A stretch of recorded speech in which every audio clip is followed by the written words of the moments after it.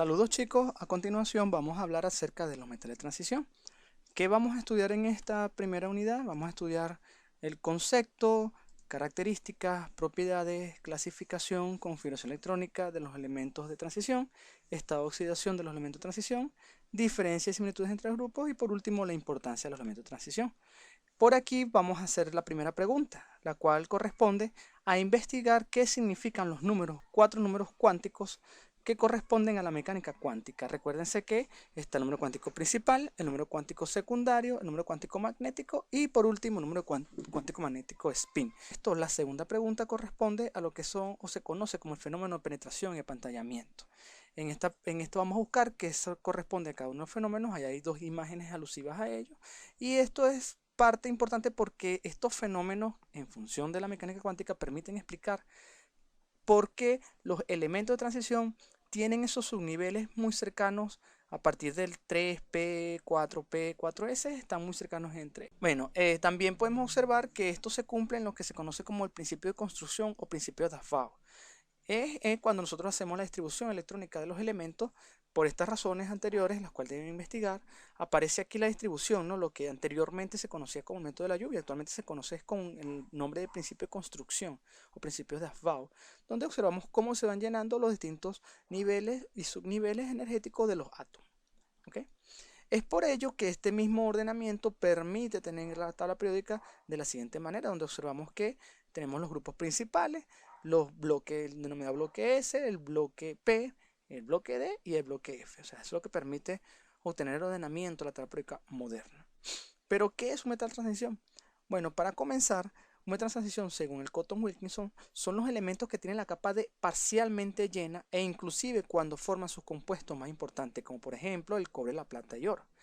Sin embargo, otros conceptos, por ejemplo, tomados de internet, como la Wikipedia, dice que son los metales que en forma iónica poseen orbitales de. Es por ello que existen dos secciones en este grupo.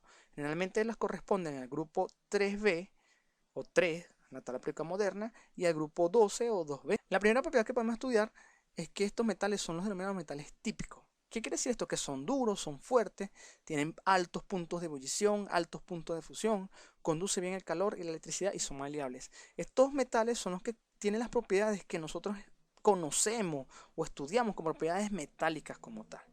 Otra característica de ellos es que todos forman aleaciones entre sí y con otros elementos de la tabla periódica. En el caso, por ejemplo, el hierro, que forma aleación con carbono para formar el acero. Muchos de estos elementos son lo suficientemente electropositivos que pueden disolverse en ácidos minerales únicamente, aunque unos pocos, como por ejemplo el oro, son tan electropositivos que no son afectados por los ácidos simples. Otra propiedad de ellos es que con muy pocas excepciones todos presentan valencias variables, ¿verdad? Que es lo cual vamos a observar más adelante. Sus iones y compuestos están coloreados en algunos, sino en todos sus estados de oxidación. Casi todos ellos presentan colores muy característicos. Por ejemplo, el cromo debe su color cromo por la cantidad de colores que tienen sus compuestos. Otra propiedad es que debido a que sus capas están parcialmente llenas, forman al menos algunos compuestos paramagnéticos, importantísimos en la vida moderna. Y por último es que ellos en forma iónica son considerados todos ácidos de Lewis. ¿Okay? ¿Cómo se clasifican los elementos de transición? Bueno, se clasifican en el bloque D, en la primera serie, segunda serie, tercera serie, y algunos textos incluyen que en esta clasificación están los lantánidos y los actínidos.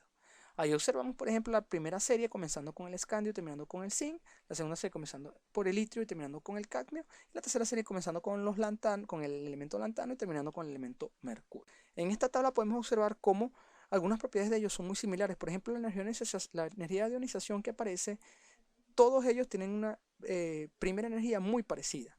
Igual que, por ejemplo, casi todos ellos poseen un punto de fusión muy parecido y su densidad es muy parecida. Se observan los únicos dos.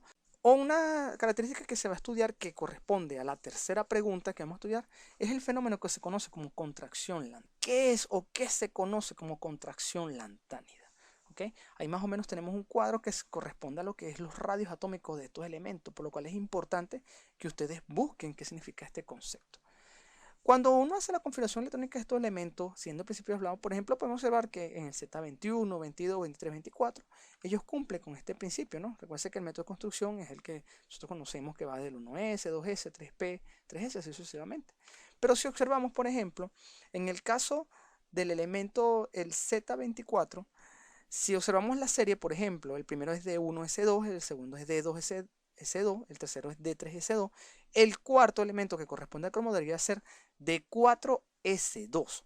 Sin embargo, experimentalmente se ha ubicado que estos elementos no se comportan de esta manera. Por ejemplo, en el caso del cromo, él es más estable en su forma de 5s1. Por ejemplo, también se encuentra el cobre, que él debería ser de 9s2, sin embargo, él es más estable y se considera naturaleza como con su configuración de 10s1. A este efecto se le conoce como efecto del momento spin en los orbitales de energía cercana y se corresponde a la configuración electrónica en función de la cantidad de energía que estos elementos tienen y poseen, que puede ser repartida entre ellos. Entre las características que podemos observar de los elementos está su estado de oxidación. Como podemos observar, todos los elementos de la primera, segunda y tercera serie tienen estado de oxidación alto, pero estas estados de oxidación ocurren o existen única y exclusivamente cuando ya están en presencia de elementos muy negativos como es el flujo de oxígeno. Si observamos los estados de oxidación de los metales, aquí observemos que están todos los estados de oxidación que ellos poseen naturaleza. Los estados rojos son los más estables, los más comunes, mientras que los amarillos oscuros son los estados que se consiguen en muy pocos casos. Y observemos, por ejemplo, el caso del manganeso, que tiene todos los estados de oxidación, y el caso del zinc, que solamente posee uno. En la segunda serie observemos, por ejemplo, que el rutenio tiene desde +1 hasta +8, pero por ejemplo el niobio solamente tiene 1, 2, 4 y 5, no posee un estado 3. En la tercera serie observemos cómo, por ejemplo, el osmio tiene todos los estados de oxidación de 1 más 8, pero el oro, que está en electropositivo, solamente tiene dos estados, digamos, de naturaleza, que es 1 y 3. Un fenómeno que ocurre en estos elementos es un fenómeno conocido como la covalencia. La covalencia es la capacidad que tiene un átomo para formar compuestos básicos o ácidos en función de su estado de oxidación. No se debe confundir este término con lo que se conoce como afoterismo, que es otra propiedad. La covalencia, por ejemplo, observemos el caso del manganeso, en función de esta oxidación, el estado de oxidación más bajo, que es +2, él tiene comportamientos básicos, mientras que en su estado de oxidación más alto, él tiene comportamiento.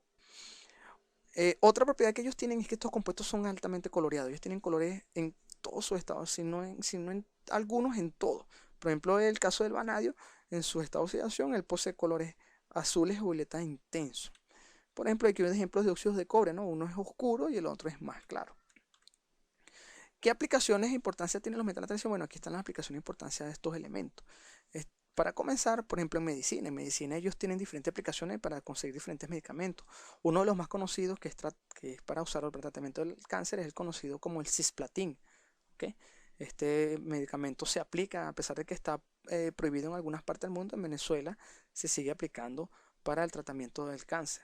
En cosmetología, casi todos los colores de los elementos que se usan, las sustancias que se usan para embellecer, provienen de metales de transición. El arte, todas las pinturas que permanecen a lo largo de la historia son obtenidas de pigmentos cuya base son metales de transición, los cuales son más estables que los pigmentos orgánicos. En la industria casi todos los catalizadores que se usan son metales de transición o compuestos que provienen de estos metales. Esto es muy importante, por ejemplo, en Venezuela, que usamos la industria petrolera. Gran cantidad de los procesos industriales que se dan en la industria petrolera se deben a la capacidad que tienen los metales de transición para ser catalizadores de muchas reacciones orgánicas. O, por ejemplo, todo lo que es conductores eléctricos, lo que usamos en dispositivos eléctricos, electrónicos, es lo que se conoce como metales, ¿no? Los cables de cobre, el oro, la plata, los circuitos electrónicos, todos ellos están formados por metales de transición. La última propiedad que vamos a estudiar es la de los oligoelementos. ¿Qué es un oligoelemento? Es un elemento químico indispensable para que exista la vida. Por ello nosotros como seres vivos tenemos unos elementos indispensables para vivir. Por ejemplo, en mayor proporción el hierro, el zinc, el cobre y el manganeso son indispensables para la vida. Algunos que se encuentran en el cuerpo en mayor proporción, como por ejemplo el molibdeno, el cobalto, el cromo o el níquel, que tienen propiedades características. Sin estos elementos químicos nosotros no existiéramos. Bueno, ¿qué conclusión podemos llegar?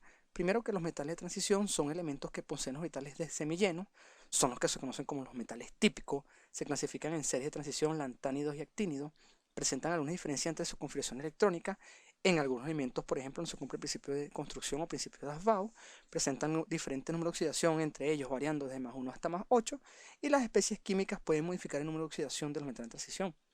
Poseen diferentes tipos de coloración en función de los compuestos que forman en sus diferentes números de oxidación, tienen aplicaciones en todos los ámbitos de la vida moderna y por último, y lo más importante, algunos de los metales son total y completamente indispensables para la vida.